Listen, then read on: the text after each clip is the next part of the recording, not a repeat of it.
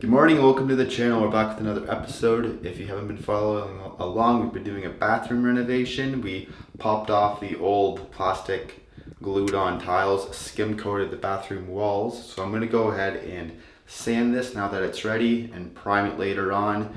We're doing this as well as the kitchen, which is in here. I've already popped up the upper cabinets.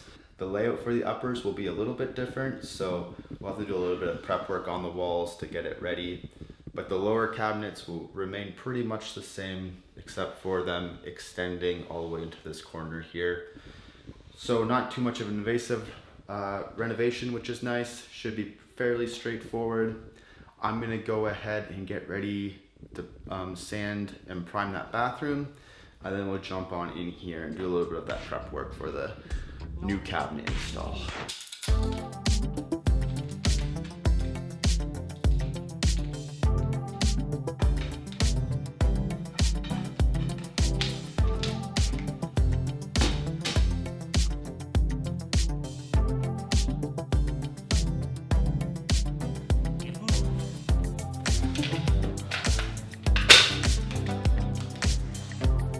Sanding is done, and we have some bleed through from something on the wall, so we're gonna have to deal with that first before we prime it. We'll use some stain blocker. I'll show you what I mean.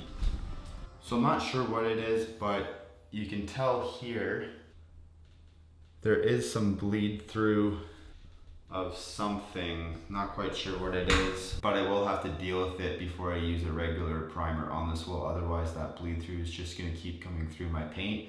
So I do have some oil-based paint, which is this stuff. You can't tell what it was, but it's a, can I read it even? Cover Stain. And it's just an all-purpose oil primer. I think Zinsser sells it.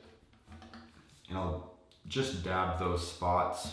And then after that's dry, it's a quick drying. It only takes 2 hours to dry. So after that's dry, I'll go ahead and use another primer on all these walls. But I do want to make sure I use something that can block these stains from bleeding through. Heads up too, if you do use an oil-based primer or any paint, it stinks a lot, so just be aware of that. If I was priming this whole room, I'd probably wear a respirator or something, but I am just spot priming these few imperfections. So once this dries, we can go ahead and prime all the walls. We'll hold off on this, jump back into the kitchen and do a little bit of mudding.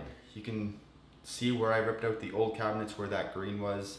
They were just a classic wooden painted cabinet, nothing too special, but against this wall, they're just gonna do some floating shelves instead of cabinetry, just to let some more light come in from that window and not be obstructed by what was the cabinet there. They've basically taken that cabinet and put it over here. So in between these two windows, we'll go 2 upper cabinets, and that will be it for the uppers, and then a bit more lower cabinetry. But I have to prep this wall more so because it's all gonna be exposed and finished, and just with the nail holes, there are a bit of abuse behind the cabinets with ripping them out and stuff. I have to do a little bit of mudding, make it look nice. I've already gone ahead and done a coat of 90 on some of the bigger holes. I'll show you what that looks like. You can see on the wall behind me here that I used some sheetrock 90 to fill in those holes. And then I filled in a bunch of spots, even though there's cabinetry going against this wall, just to make it look a bit nicer and a nicer finish. It doesn't take much just to pre-fill those holes as well. So I'm just gonna skim coat this wall here a little bit.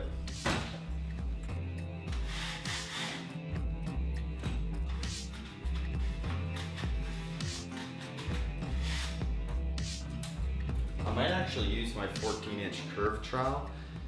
So here's the 14-inch curve here, and it has a curve going this way.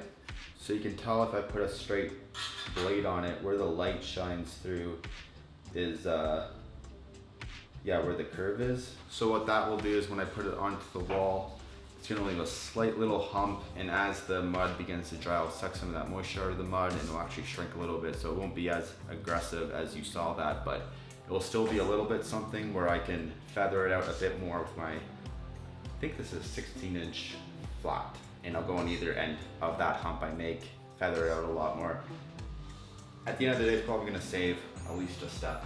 So there is a bit of a hump here built anyway, so I'm gonna have to feather that out by doing this with the curved, and then I'll go back once the curve is dry and use the 14 from the high point of the curve to wherever it hits over here, and that will be how I feather that out.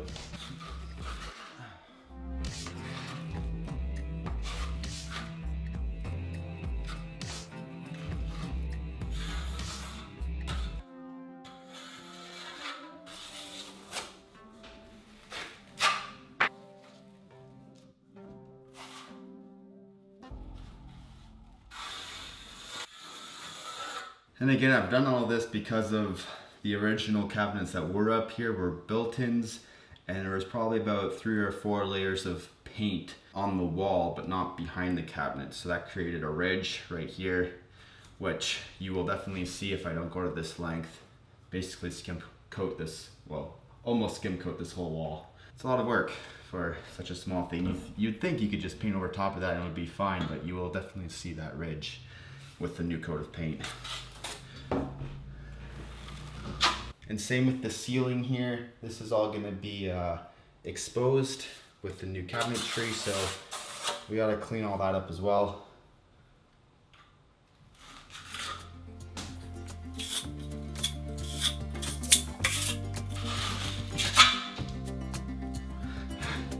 Gotta be careful with flinging this mud, that was close.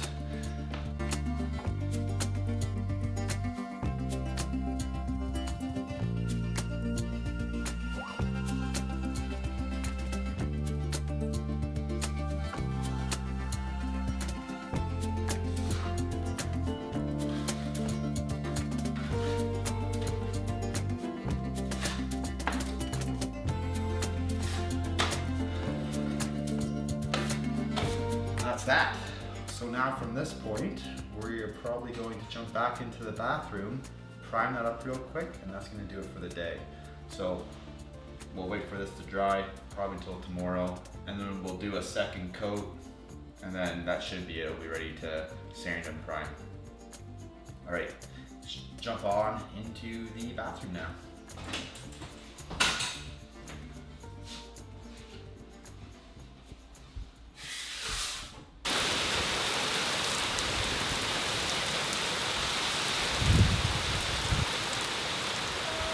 Not sure if anyone's going to be taking those upper cabinets I left by the curb.